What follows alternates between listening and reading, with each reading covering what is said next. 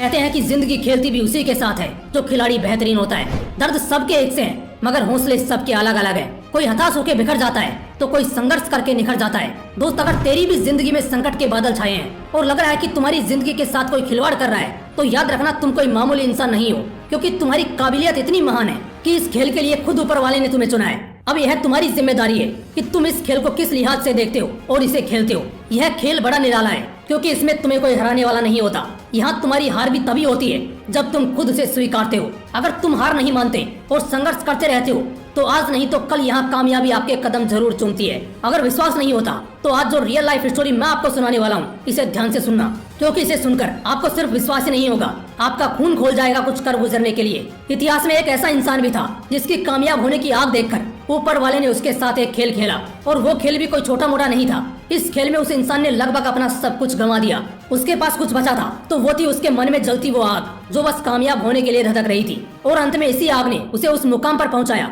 जहां लोग सिर्फ कामयाब नहीं होते, बल्कि वो ऐसी कामयाबी को हासिल करते हैं कि उनका नाम इतिहास में दर्ज हो जाता है और कभी मिटाने से भी नहीं मिटता। इतिहास के पन्नों में दर्ज ऐसे ही महान शख्सियत की कहानी मैं आपको सुनाने जा रहा हूँ। बस याद रखना कि इस कहानी को एक कान से सुनकर दूसरे कान से मत निकाल देना। उसे अपने दिल और दिमाग में इस कदर बैठा लेना कि जब तुम्हें ऐसा खेल खेलना पड़े तब तुम इसी कहानी को याद करके अपनी जीत पक्की कर सको।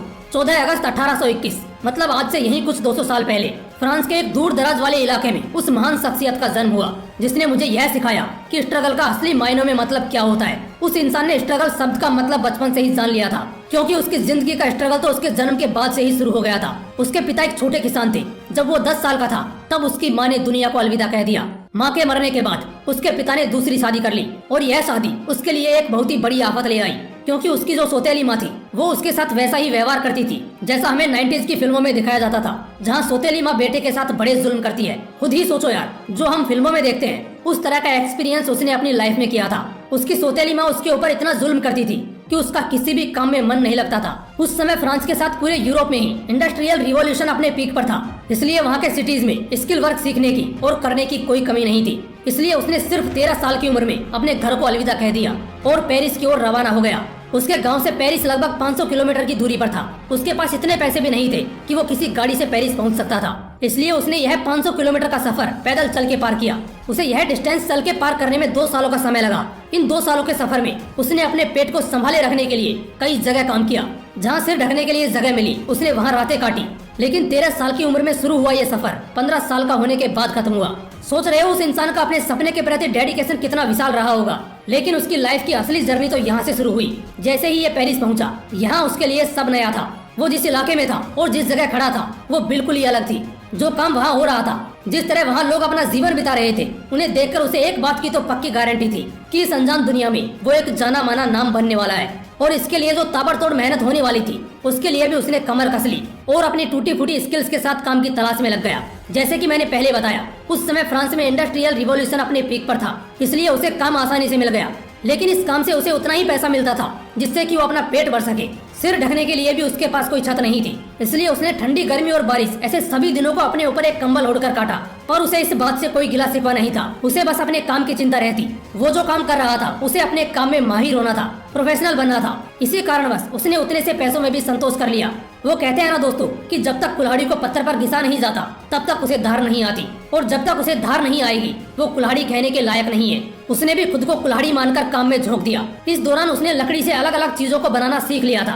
काफी दिनों तक काम करने के बाद उसे रियलाइज हुआ कि अब उसे आगे बढ़ने की जरूरत है। फिर वो एक अच्छे काम की तलाश में निकल गया और एक जगह उसे जैसा चाहिए था वैसा काम मिला। अब क्योंकि इतने दिन पत्थर पर घिस के इस कुल्हाड़ी को धार आ चुकी थी, इसलिए जब उसे यह काम मिला तो उसे इसके बदले पहले से भी अच्छी तनख्वाह मिलने लगी थी। वो अपने काम में इतना माहिर हो चुका था कि जिस कलाकारी से वो लकड़ी और लेदर की चीजें बना था, उसे देखकर उसका मालिक भी उससे काफी इम्प्रेस हो गया। उसकी कलाकारी से बनी चीजें पेरिस में काफी पॉपुलर होने लगी थी। कहते हैं ना, जब कोई अपने काम को ही अपना धर्म मान लेता है तब उसे भगवान से कह लो या प्रकृति से वरदान पे वरदान मिलने लगते हैं। हमारे हीरो को अपने काम के प्रति कितनी निष्ठा थी यह तो आपने अभी तक जान ही लिया है। इसी निष्ठा को देखकर उसकी लाइफ में एक और पॉजिटिव घटना घटी। इसी दौरान एक जगह से दूसरी जगह सामान ढोने के लिए फ्रांस में ट्रेन भी शुरू हो चुकी थी। आप सोच रहे होंगे ट्रेन के शुरू होने से क्या फायदा हो सकता है। दोस्तों, ट्रेन शुरू होने से हमारे हीरो की लाइफ ने एक नया मोड़ ले लिया, क्योंकि सामान ढोने के लिए तिजोरी जैसे बड़े बड़े बॉक्सेस की जरूरत होती थी। इसलिए जब ट्रेन शुरू हुई तब इन बॉक्सेस की डिमांड कई गुना बढ़ गई। हमारे हीरो ने इस अवसर का फायदा उठाने का सोचा और बॉक्सेस बनाना शुरू किया। लेकिन जैसे कि हमने अब तक कहानी में जान लिया है कि हमारा हीरो कोई साधारण इंसान नहीं था, वो तो एक कलाकार था। इसलिए जब कंपटीशन बढ़ने लगा तब उसने कुछ नया करने का सोचा। इसी दौरान उसने बॉक्स इंडस्ट्री में लूप होल खोज निकाले। उसने पाया कि उस वक्त जो बॉक्सेस बन रहे थे वो ऊपर से राउंड होते थे, जिस वजह से एक के ऊपर एक बॉक्सेस को नहीं रखा जा सकता था। उसने ये भी पाया कि बॉक्सेस लेदर की बनी होती थी, इसलिए वो बारिश में भीगकर जल्दी खराब हो जाती थी। इसलिए उसने बॉक्सेस को फ्लैट बनाना शुरू किया और लेदर की जगह उसने कैनवास का यूज करना शुरू कर दिया, जो वाटर प्रूफ भी होता है और टिकाऊ भी। इन बदलाव के साथ उसने बॉक्सेस बनाए और बेचना शुरू किया और देखते ही देखते बॉक्सेस की इंडस्ट्री में उसने खुद की ही मोनोपोली स्थापित कर ली। उसके सामने कोई भी नहीं टिक पाया। वो इतना ज्यादा पॉपुलर हुआ कि फ्रांस की महारानी ने उसे अपना पर्सनल बॉक्स मेकर बना लिया।